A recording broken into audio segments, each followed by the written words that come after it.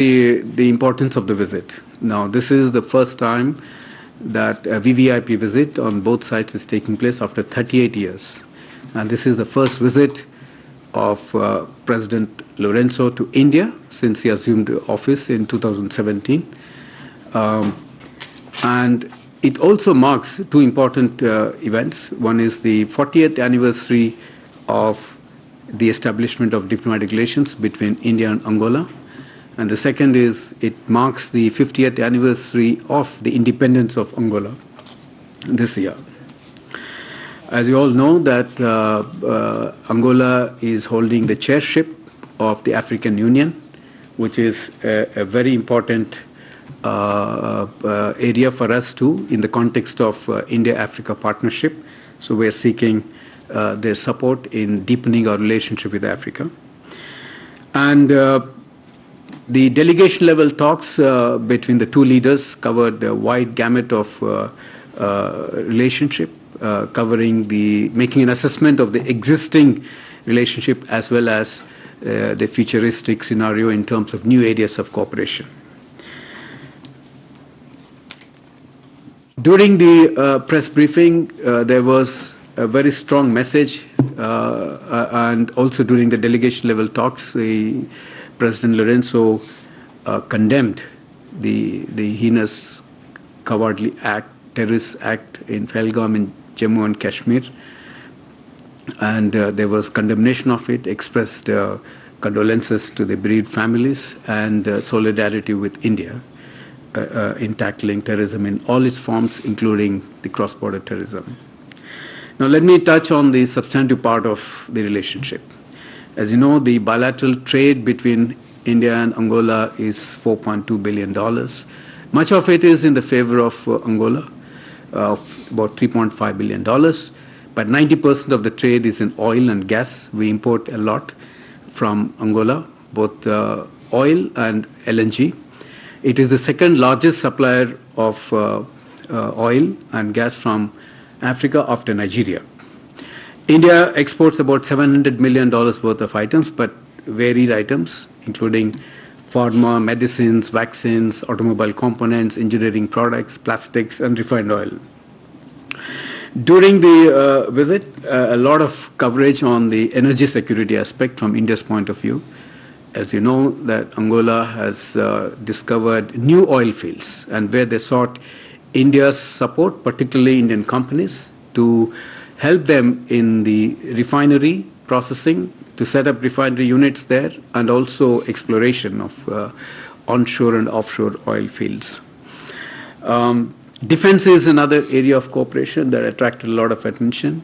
During this visit, Honorable Prime Minister has offered $200 million worth of lines of credit, defense line of credit, in Indian rupees. They will be sourcing defense equipment from India. Already they are in touch with the private companies and also public sector companies for various items to be sourced from India. And the important aspect is there is a commonality. They have a large number of Soviet equipment, defense equipment, which needs to be serviced, overhauled, and do the maintenance. So in the days to come, both sides will be engaging the expert level interactions as to how to take forward this particular cooperation.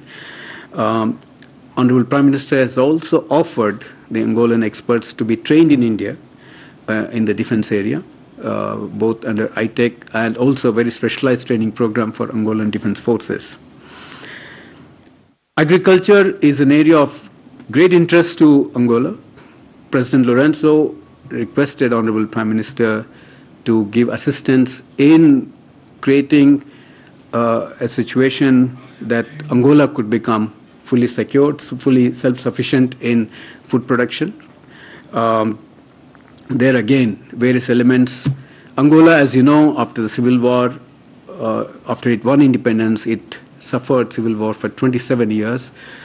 A lot of these activities have been, taken a backseat in terms of the infrastructure and agriculture growth, but now they're coming out of it. It's a much more stable today, and there is a lot of potential for cooperation, both in agriculture and infrastructure creation. In the area of agriculture, they'll be needing India's entrepreneurship to be able to grow food crops in that part of the world, and agriculture equipment, tractors, seeds, and various technology that will be needed for agriculture, food security. In the area of infrastructure, there is a great need for road networks and the railway networks. They already have certain networks, but they need further greater expansion of it, support from India. RITES is already talking to the Angolan companies. There is a possibility to introduce Indian diesel locomotives and also expand the railway network, interior, north, south, and east, west, and leading into the areas of their minerals, which are very important for them in terms of logistics. This will be an area of interest for Indian companies. They will be engaging in working with Angolan authorities in taking forward what's the specifics of it. In the health area, there was a lot of discussion. President Lorenzo specifically asked for India's support in the healthcare, the doctors and paramedical forces that they need in great numbers. They're expanding the healthcare sector with creation of new hospitals in that country. And Honorable Prime Minister mentioned about not only the possibility of supplying vaccines and medicines and pharma products in Africa, but also to be able to set up Jan Aushadhi units in that country. We will be exploring that opportunities. And the possibility of traditional medicine, Ayurveda, to be introduced in Angola, where there is a lot of interest too. The new areas of cooperation which were discussed by the two leaders is actually space. As you know, Angola already has a satellite mission control center, which is currently assisted by the Russians and the French. But India has a low-cost satellite launch technologies, and Honorable Prime Minister offered this to Angola, and we'll have to see how we can expand this particular area of great interest to both sides, and there's a lot of potential there. The digital public infrastructure is another area that was discussed, and again there seems to be great promise there, and for Angola, admittedly it's a new area, but Honorable Prime Minister explained the benefits of it and how it can enhance the governance part, the ease of living part, and it was very well received by Honorable President Lorenzo, and we will see how our experts can take this forward. In terms of the development cooperation, India has been traditionally assisting most of the African countries, but in the case of Angola too, we have given modestly lines of credit, grants, and technical capacity programs have been extended to Angola too. And there is a renewed interest during this visit to expand the scope of this cooperation. As part of the deliverables, let me mention to you, these are very much in the knowledge of the media. 3 memorandum of understandings were concluded today in the presence of the two leaders. One is pertaining to cooperation agriculture.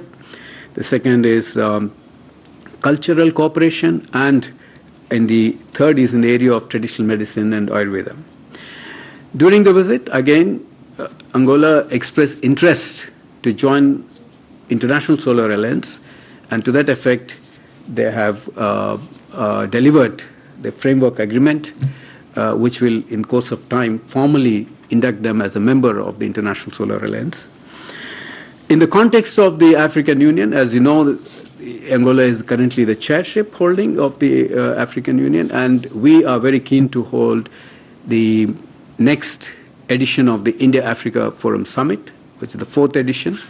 We have to explore mutually convenient dates for both sides, but President Lorenzo assured us that during his chairship, he will be able to work with other leaders to ensure that the summit takes place, and we'll have to again look at convenient dates.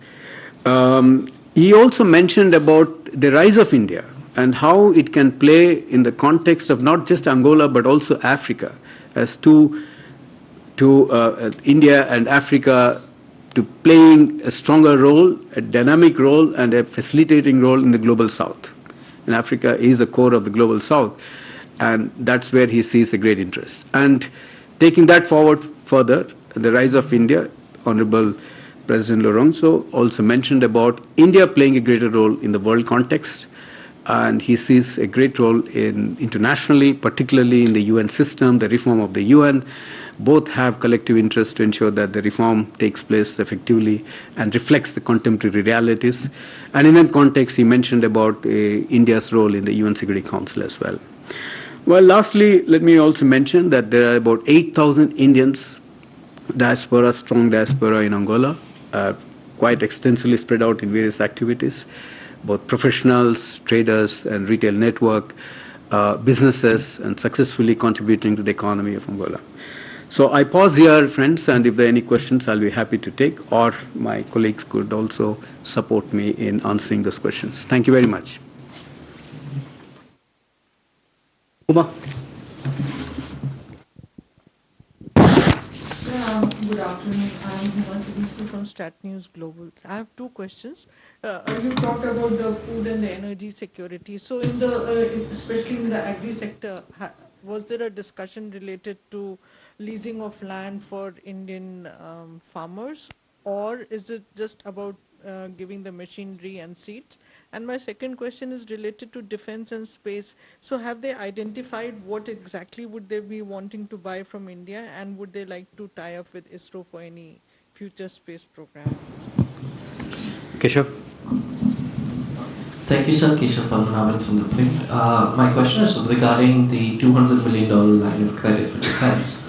I just want to understand, when you say they're looking to source, what are the kinds of partnerships that they're looking to source when it comes to defense from India? Have they identified particular parts of the defense partnership that they want to engage and expand in? And secondly, was there any discussions on, helping them when it comes to other forms of security partnerships? Were there conversations on sort of counter-terrorism? Was there cybersecurity? Is the defense partnership more than just sourcing? So that's what I wanted to understand, if there were conversations on that. Thank you. Siddhant. Sir, Siddhant from Beyond. On the UNSC reforms, if you can perhaps elaborate more on what kind of conversations were there, because this is a process that has been stuck for a long time. They extended support to the non-permanent membership as well, for which we are bidding very soon in this decade, and also India's support for African membership at the UNSC. Rishikesh. Sir, Rishikesh from BTN. So Africa is one region where India sees significant defense export potential. So has India offered any specific platform to Angola, military platforms?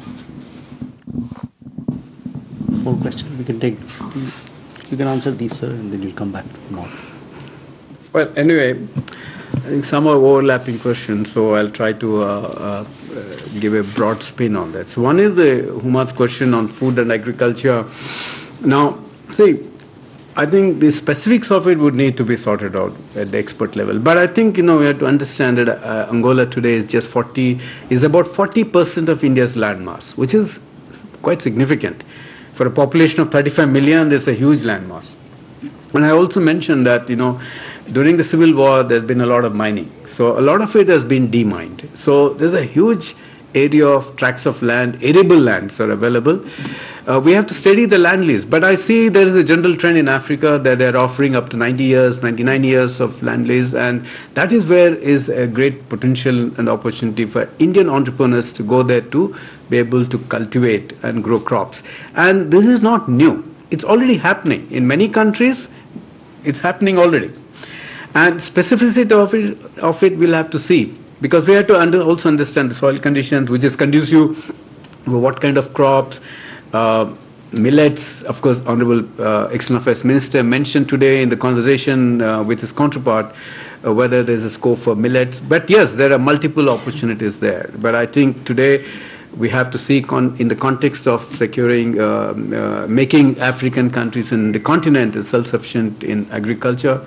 Food security is a very important part, particularly in the context of the geopolitical tensions that have disrupted the food supply chains in the world. So this is still work in progress. We will get to those details later on. That, particularly on the defense cooperation, Keshav, and also your question is touching on that. What are the specifics of it? I mean, I don't know, the ambassador might have more details, because even before the visit, there was some discussion with the public sector unit and as well as the private sector unit for sourcing from India, transport equipment, ammunitions in particular. But what are those details, I would know at this point of time. Honorable President in particular mentioned that they have a Russian aircraft called the Sukhoi 30, when they need India's help in both the overhaul, spares, maintenance, and servicing part of it. So this is again ongoing. We will get into details in course of time. On the UNSC reforms, again, we have to understand, no African leader can come out and say exactly what they feel about UN Security Council reform. But UN reform in general is a collective interest, because it doesn't reflect the contemporary realities of the 21st century. But on the specificities of the UN Security Council, we have to understand that Africa has a position called the Esselweini Consensus, where the African candidates' candidature for the UNSC will be decided by the group. So, but we are appreciative of the fact that President Lorenzo has mentioned about India playing a greater role in the UN systems and also in the UN Security Council. That has come out very clearly today.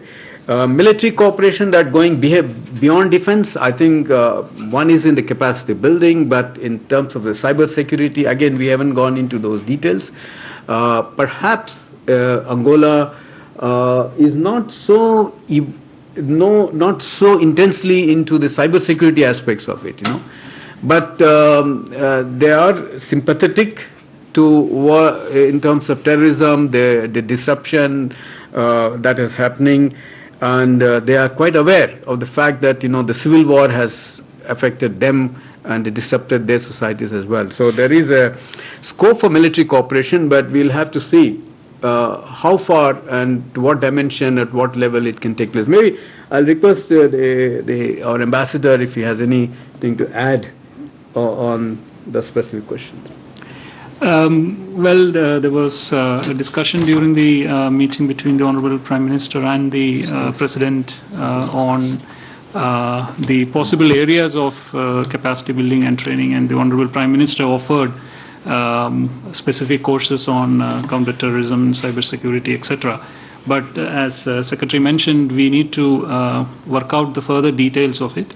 As far as India is concerned, I think we would be far more willing to encompass as many areas in this domain, depending on our priorities as well as Africa's priorities, and therefore this is an evolving situation. Yeah. Okay. Suhasini.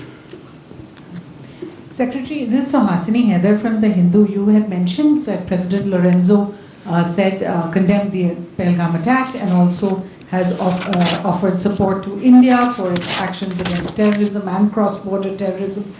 Did he make any statements as the chair of the African Union as well? Because so far we haven't had any statement from the AU per se on this attack.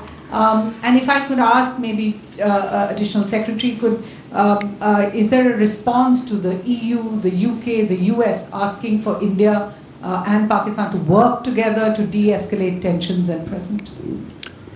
Okay. Sachin. Sir, मेरा नाम सचिन बुधौलिया है, मैं UAE से हूँ। मेरा सवाल ये है कि इंफ्रास्ट्रक्चर के ऊपर जब आपकी बात हो रही थी, खासतौर पर रेलवे और रोड के बारे में, तो क्या अंगोला ने किस तरह से हमारी सहायता मांगी है, और रेलवे में क्या मॉडर्नाइजेशन ट्रैक वगैरह और उसका भी पूरा इंफ्रास्ट्रक्चर का, या केवल रोलिंग स्टॉक को लेकर के उन्होंने बात करी थी? Siddhant. Hi sir, I'm Siddhant from CNN News 18. So my question is, how does India-Angola relations stand out vis-a-vis Africa? And also if you can shed more details about the cooperation in space. Thank you.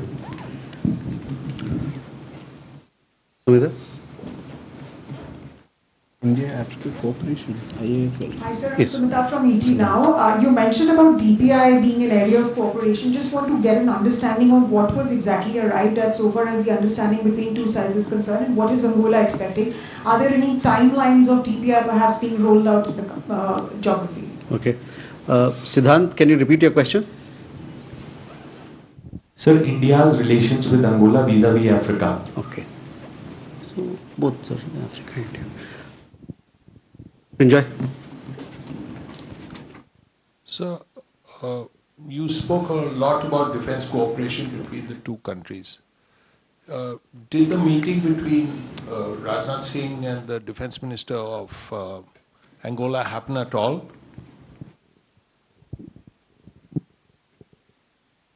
कोई सवाल है धीरज?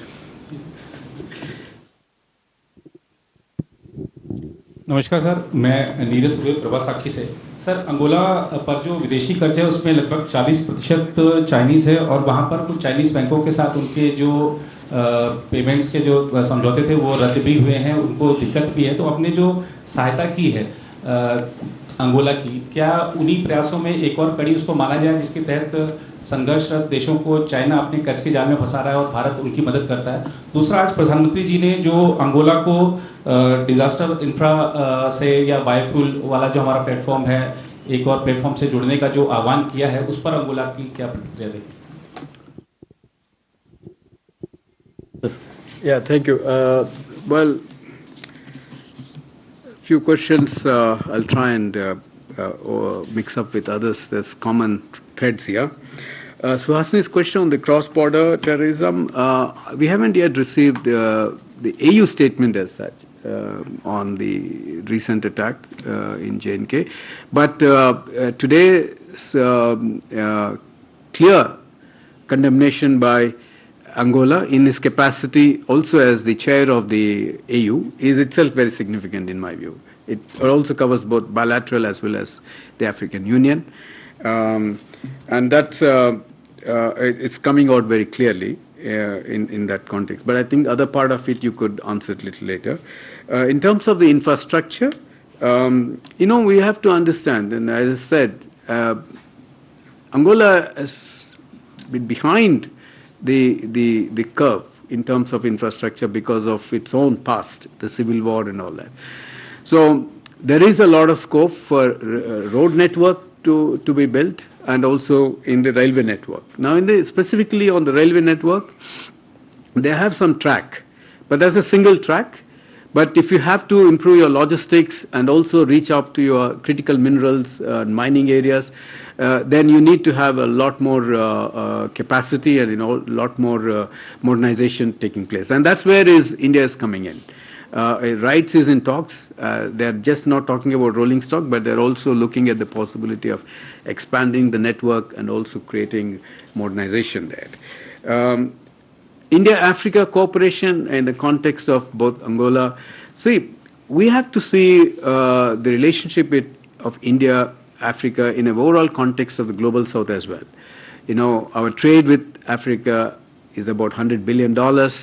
Annually, investments are about $80 billion. But we could do more. We need to engage more intimately with them, and that is the whole exercise today. Our companies should be encouraged to go and invest and take part in value addition activity locally, infrastructure creation, PPP projects. There's a whole lot of opportunity for both sides, particularly for Indian entrepreneurs. So, India-Africa Summit, it's been there for a long time. It's pending. 2015 was the last time when we held the third edition. But now, because of the COVID scheduling issues, we could not hold the fourth summit. But now is a good opportunity. What will happen is, we'll take stock of the things. In the overall context of Africa, this summit will give us an opportunity to understand, where we can bring in India's low-cost solutions, particularly in the DPI space. And India is well positioned to assist because of the development trajectories, aspirations and challenges of both India and Africa. And the DPI could be very well a good platform for Africa to accelerate also its development So today, Prime Minister mentioned and explained the utility value and various aspects of it. One of which is the payment.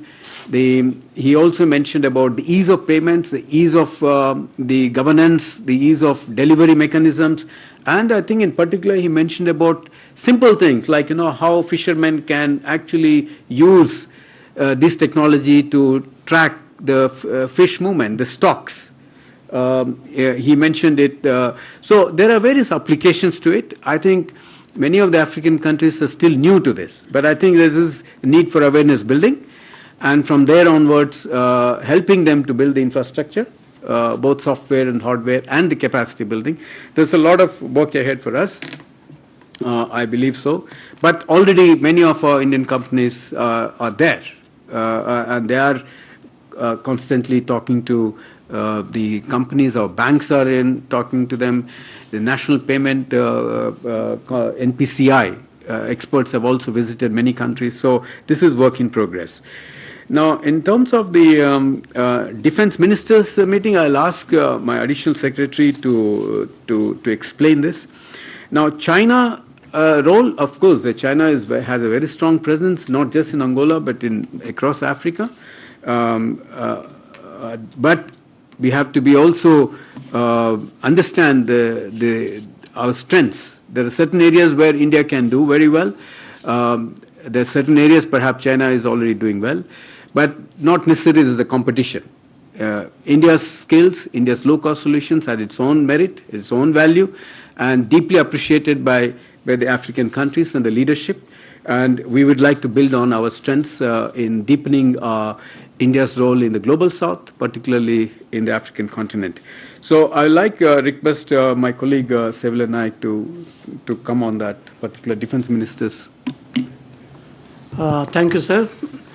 Let me share with you the background. The Honorable President of Angola arrived yesterday morning, 9:30, 10. But as most of the ministers, they arrived much ahead of him. But the timing schedule with the defense minister, our defense minister meeting was 12:30. By then, I think there was a call by President of Angola to have a cabinet meeting.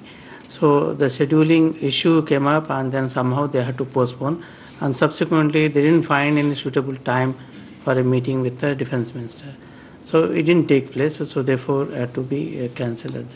But however, they had met in February during Aero Show in Bangalore, and their delegation again came down to Delhi, and then their Minister of State, he's in the President office, also had gone and met Minister of State Defense. So there has been interaction. It's not something that is missing each other. So therefore, that because the scheduling time couldn't take place. Thank you.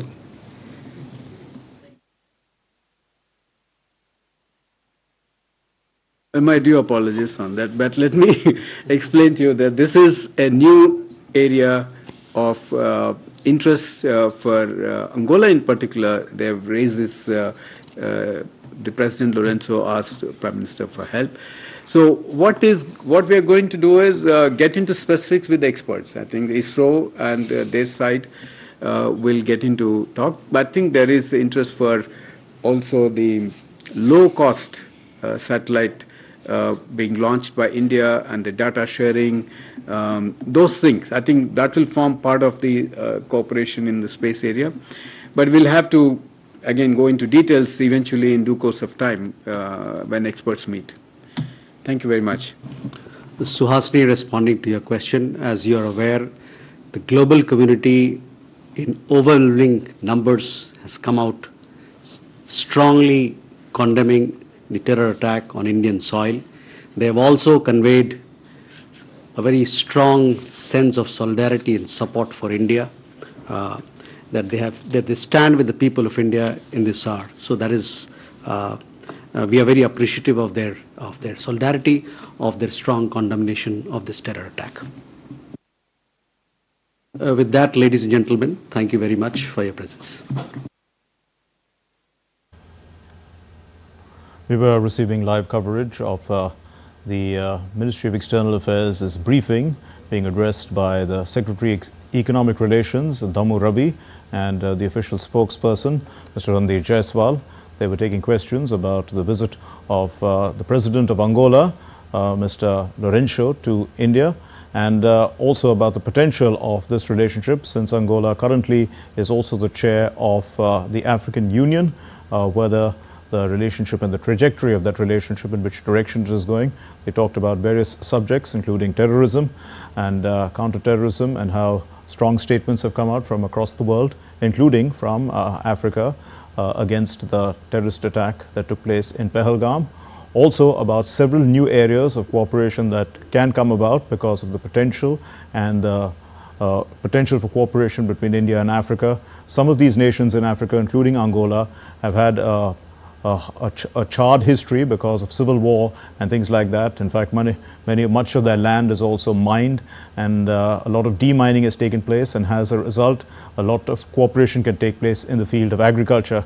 That, in a sense, was the gist of the conversation that was going on.